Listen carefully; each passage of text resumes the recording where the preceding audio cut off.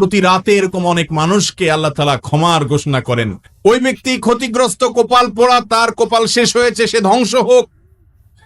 যে ব্যক্তি রমজান মাস পেয়েছে অথচ আল্লাহর দেয়ার সাধারণ ক্ষমা সে পায়নি, দিনে কমপক্ষে 70 বার রমাদানের প্রস্তুতির অংশ হিসেবে রমাদান মাসের যে ফজিলত, যে মর্যাদার কথা কোরআনে বর্ণিত হয়েছে, হাদিসে বর্ণিত হয়েছে। আমি প্রায় সময় বলি, ইসলামের যত আমলের কথা, যত ইবাদতের কথা বলা হয়েছে, সালাত ছাড়া অন্য কোনো আমলের এত ফজিলত, এত মর্যাদা, এত বেশি গুরুত্ব বর্ণনা করা হয়েছে সিয়ামের ব্যাপারে, রোজার ব্যাপারে, যে রোজার চাইতে অন্য কোন আমলের এত ফজিলত নিয়ে এত হাদিস নবী করিম সাল্লাল্লাহু আলাইহি সাল্লাম বলেন নাই, এত বিপুল পরিমাণ ফজিলত বলা হয়েছে। আর এই জন্য রোজার সম্পর্কে নবী করিম সাল্লাল্লাহু আলাইহি সাল্লাম বলেছেন যে হাদিসে কুদসিতে আল্লাহ বলেছেন, আস-সাওমু লি ওয়া আনা আজজি বি, রোজাটা বান্দা শুধু আমার জন্য করে। অন্যগুলোতে ভেজাল হতে পারে, রোজাতে ভেজাল হওয়ার সম্ভাবনা নাই, কারণ মানুষের সামনেও পানাহার করে না, মানুষের লোকচক্ষুর পেছনেও পানাহার করে না, সব সময় সে পানাহার বর্জন করে। তার মানে এটা আল্লাহর জন্য, অন্য কারোর জন্য না। অন্য কারোর জন্য হলে তো একাকে গিয়ে খাইতো চুপে চাপে, সেটা তো খায় না। যে ব্যক্তি সবার সাথে চিটারি করে, কথায় কথায় মিথ্যা বলে, সেও যদি রোজা রেখে একা একা রুমে কেউ নাই, সেখানে ক্ষুধা লাগলেও সে খায় না, পিপাসা লাগলেও পান করে না, তার মানে এই ইবাদতটা পিওর আল্লাহকে সন্তুষ্ট করার জন্য। আল্লাহ দেখছেন, এই বিশ্বাস তার মধ্যে আছে।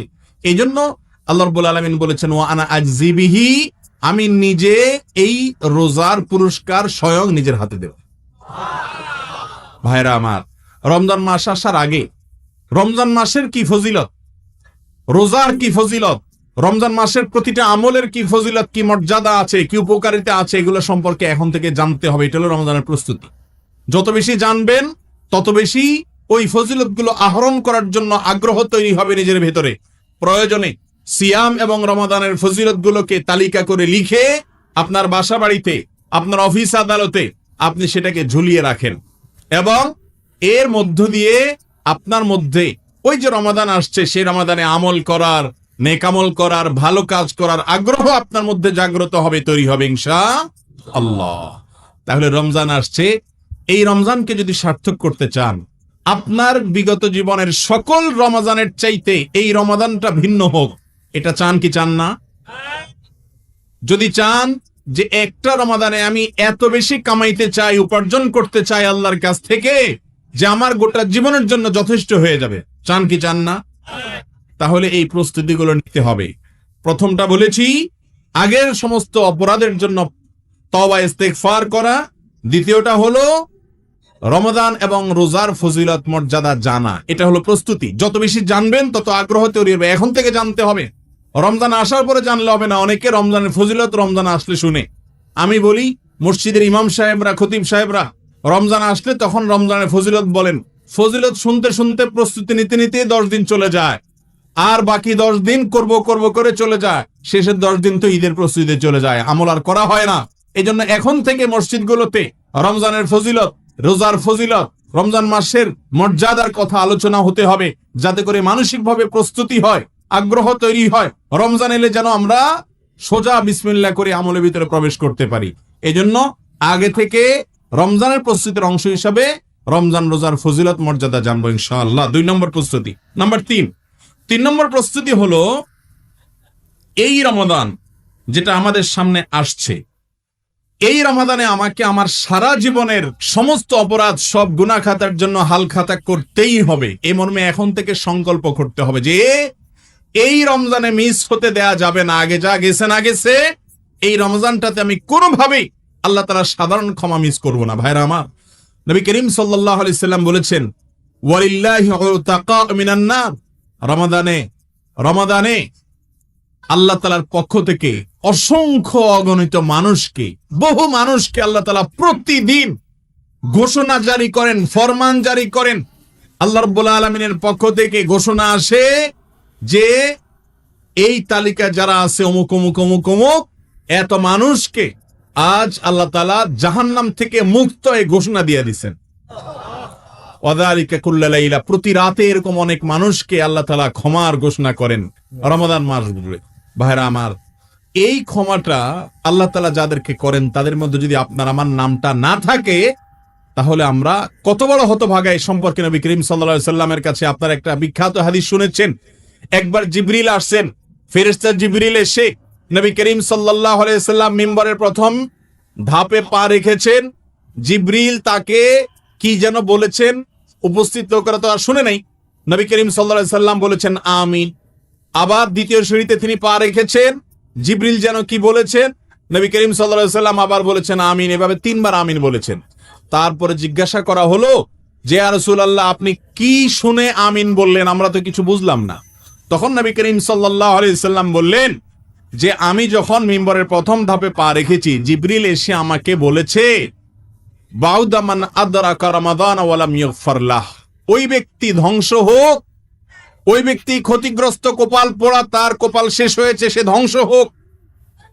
যে ব্যক্তি রমজান মাস পেয়েছে অথচ আল্লাহর দেয়ার সাধারণ ক্ষমা সে পায় নাই।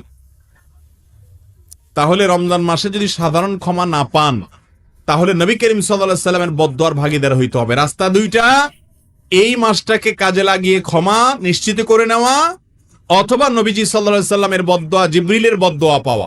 একজন ইমানদার রমজান আসার আগে থেকে তওবা এবং ইস্তিগফার করার জন্য সংকল্প করবেন যে এইবার রমজানে কিভাবে তওবা করতে হয়। যেহেতু আল্লাহ সাধারণ ক্ষমা ঘোষণা করেন, আমি এখন থেকে প্রস্তুতি নিব। তওবা এবং ইস্তিগফারের জন্য সবচেয়ে উন্নত ভাষা হলো, উন্নত দোয়া হলো সাইয়্যিদুল ইস্তিগফার। এটা দেখে দেখেও পড়তে পারেন, মুখস্থ না থাকলে অসুবিধা নেই। লিখে আপনি সেটা দেখে দেখে পড়েন, অথবা ইউটিউবে আছে সেখান থেকে শুনেন, আস্তে আস্তে মুখস্থ করে নেন।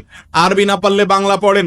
আল্লাহুম্মা আনতা রাব্বি লা ইলাহা ইল্লা আন্ত, হে আল্লাহ আপনি আমার রব, লা ইলাহা ইল্লা আন্ত, আপনি ছাড়া কোনো ইবাদতের উপযুক্ত সত্তা আর কেউ নেই। খালাকতানি, আপনি আমাকে সৃষ্টি করেছেন। ওয়া আনা আবদুক, আমি আপনার দাস, আপনার গোলাম, আমি আল্লাহ, আমি আপনার গোলাম।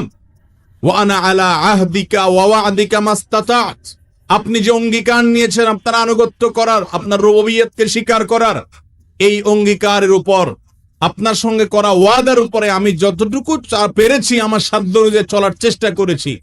কিন্তু যতই চেষ্টা করি না কেন, ভুল তো হয়েছে। আবুউ লাকা বিনি'মাতিকা আলাইয়া, আপনি যে অজস্র নেয়ামত দিয়ে আমাকে রেখেছেন স্বীকার করি মালিক। ওয়া আবুউ বিযামবি, আমার দ্বারা যে অনেক পাপ হয়েছে সেটাও আমি স্বীকার করি আল্লাহ। ফাগফিরলি ফাইন্নাহু লা ইয়াগফিরুয যুনুবা ইল্লা আন্ত, অতএব আপনি আমাকে মাফ করে দিন, কারণ আপনি ছাড়া আর কেউ ক্ষমা করতে পারে না। সাইয়্যিদুল ইস্তিগফার, এটা বেশি বেশি করে পাঠ করতে হবে। এছাড়া যে কোনো ইস্তিগফার পাঠ করবেন, এটার জন্য আগে থেকে পরিকল্পনা করবেন। দিনে কমপক্ষে 70 বার রমজান মাসে প্রতিদিন ইস্তিগফার করবেন। এখন থেকে প্ল্যান করবেন, এটা হলো প্রস্তুতি, যে এবারের রমজানে আমি আল্লাহর ওই যে সাধারণ ক্ষমা আছে ওইটা কোনোভাবে মিস হতে দেব না। এখন থেকে সেটার জন্য মানসিক প্রস্তুতি নিতে হবে। এটা হলো রমজানের প্রস্তুতি, কারণ রমজান মাসই মানে হলো অফারের মাস। নাম্বার 4, রমজানের 4 নম্বর প্রস্তুতি হলো, আগের রমজানে যদি কোনো রোজা ছুটে গিয়ে থাকে, মা বোনদের তাদের যে মাসিক হওয়ার কারণে রোজা মিস হয়ে থাকে সেগুলো, আর পুরুষরা কেউ অসুস্থ ছিলেন, করোনার কারণে অনেকে গত বছর রমজানে রোজা ভালো করে রাখতে পারেন নাই, বা অন্য কোনো অসুবিধা ছিল রাখতে পারেন নাই, জীবনে কখনো রোজা মিস হয়ে থাকলে পরবর্তী রমজান মাস আসার আগে আগে সেগুলো রেখে ফেলতে হয়। আম্মা জানা আয়েশা রাদিয়াল্লাহু তাআলা আনহা থেকে বর্ণিত, তিনি বলেছেন আমার আগের বছরের রমজানের যে রোজা সেগুলো আমি রাখতে পারতাম না, দেরি হয়ে যেত, কারণ নবী করিম সাল্লাল্লাহু আলাইহি ওয়াসাল্লাম আমার সঙ্গে থাকতেন, আর তার উপস্থিতির কারণে আমি তার অনুমতি ছাড়া রোজা রাখা কঠিন ব্যাপার এবং শরিয়া গ্রাহ্য নয়। তো সেজন্য আমি অপেক্ষা করতাম। শাবান মাস আসলে নবী করিম সাল্লাল্লাহু আলাইহি সাল্লাম বেশি বেশি রোজা রাখতেন, তিনি নিজেও রোজা রাখতেন। এই সুযোগে আয়েশা রাদিয়াল্লাহু আনহা তার কাজা রোজাগুলো রাখতেন। এই জন্য শাবান মাস আসছে, রমজানের প্রস্তুতির অংশ হিসাবে 4 নম্বর যে প্রস্তুতি, তা হলো আগে যদি কারোর কাজা রোজা থাকে সেগুলো এখন রেখে ফেলবেন, যেন আগামী রমজানের পর না হয়, তার আগে আগে রেখে ফেলতে হয়। যদিও যাদের রোজা কাজা নাই তাদের আর এই প্রস্তুতির ব্যাপার নাই।